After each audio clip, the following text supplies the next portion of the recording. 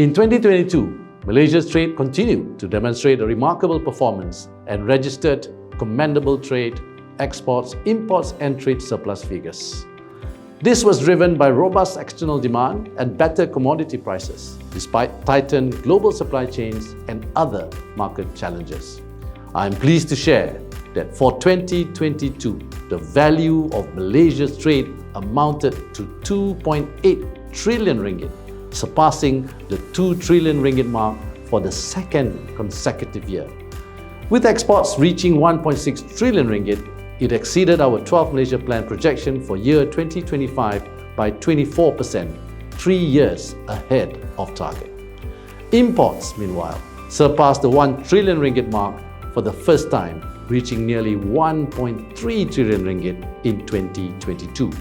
For the 25th consecutive year since 1998, we have posted a trade surplus. The 2022 surplus figure is also the largest ever recorded. ASEAN, China, United States of America, the EU and Japan were Malaysia's top 5 trading partners in 2022, representing over 67% share to our total trade. These markets also contributed 68% to Malaysia's total exports last year, a new record high. On the other hand, our major import sources were from our neighbouring ASEAN countries, China, Taiwan, USA and the EU, which made up close to 69% of total imports.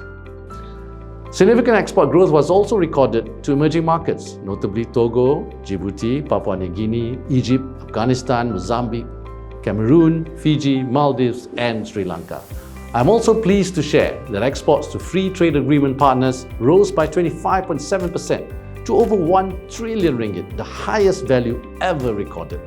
Meanwhile, total exports to markets under the Regional Comprehensive Economic Partnership Agreement, which came into force last year, posted double-digit expansion led by Singapore, Japan and China. So this clearly demonstrates the importance of FTAs in growing our economic activities, trade and exports, as well as in generating employment for the benefit of our workers and people at large.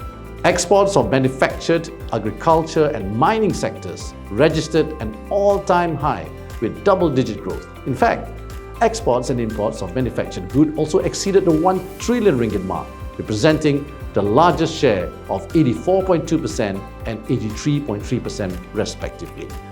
Electrical and electronic E&E products, petroleum products, palm oil and palm oil-based agriculture products, chemical and chemical products, as well as liquefied natural gas were the top 5 major products exported, constituting 64.5% of Malaysia's total exports. In terms of imports, E&E products, petroleum products, chemicals and chemical products, machinery, equipment and parts, as well as manufacturers of metal accounted for 62.6% share of our total imports in 2022. Moving forward, although global trade is set to hit a record $32 trillion in 2022, the outlook is rather gloomy for 2023 due to continuing geopolitical tensions, high energy prices, rising interest rates and persistent inflation.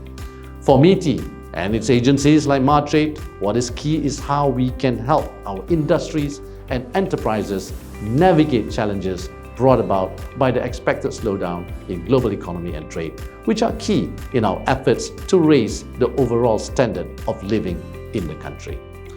Those global factors are clearly beyond our control, but what we can control are policies that will, for example, help our key industries build supply chain and market resilience, and develop our exporters' capacity in meeting ESG-related market demands. On this note, MITI has begun to look at all this and more to safeguard demand, enhance the supply side, and ensure continuous market access, particularly for Malaysia's manufactured goods.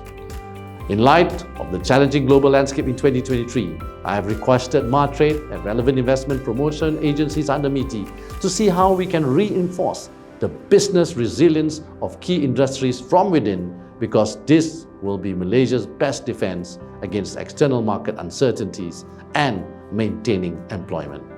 Among key initiatives that MITI will continue to implement are collaborations with relevant ministries and agencies through the Jawatan Kuasa Koordinasi Ekspor or JKX.